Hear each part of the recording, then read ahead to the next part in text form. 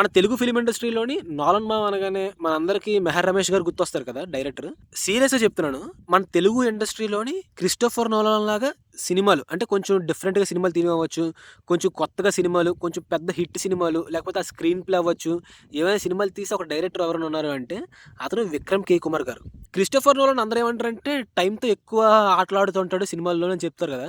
'Interstellar' అవ్వచ్చు, లేకపోతే 'Tenet' అవ్వచ్చు, లేకపోతే ఏమైనా సరే ఆ స్క్రీన్ ప్లే అవ్వచ్చు. ఇవన్నీ కొంచెం వెరైటీగా ఉంటాయి కదా! మీరు విక్రమ్ కే. కుమార్ గారి డైరెక్షన్ చూసినా సరే ఇప్పుడు మనం చూడండి. మనము అంత టైం మీద డిపెండ్ అవుద్ది. ఇంకోటి ఆ స్క్రీన్ ప్లే కూడా. స్క్రీన్ ప్లే చాలా కన్‌ఫ్యూజింగ్‌గా ఉంటది. ఇంకోటి క్యారెక్టర్స్ కూడా. తండ్రి క్యారెక్టర్‌కి వచ్చేసరికి బయటన నాగార్జున చేస్తాడు. బయటన వచ్చేసరికి తండ్రి క్యారెక్టర్ ఏఎన్నార్. కొడుకు క్యారెక్టర్ వచ్చేసరికి మళ్ళీ తండ్రి క్యారెక్టర్ కింద నాగ చైతన్య చేస్తారు. మీకు కన్‌ఫ్యూజన్ ఉంటది. కానీ సినిమా చూస్తున్న ఎవరికీ కన్‌ఫ్యూజన్ రాదు. ఆ స్క్రీన్ ప్లే కూడా కరెక్ట్‌గా ఉంటది. ఇంకొకటి 24 అంతా టైం మీద నడుస్తది. ఒక నార్మల్ లేమ్యాన్ చూసినా సరే మీకు ఆ స్క్రీన్ ప్లే అర్థమవుద్ది. మీరు కూడా అర్థం చేసుకోగలరు.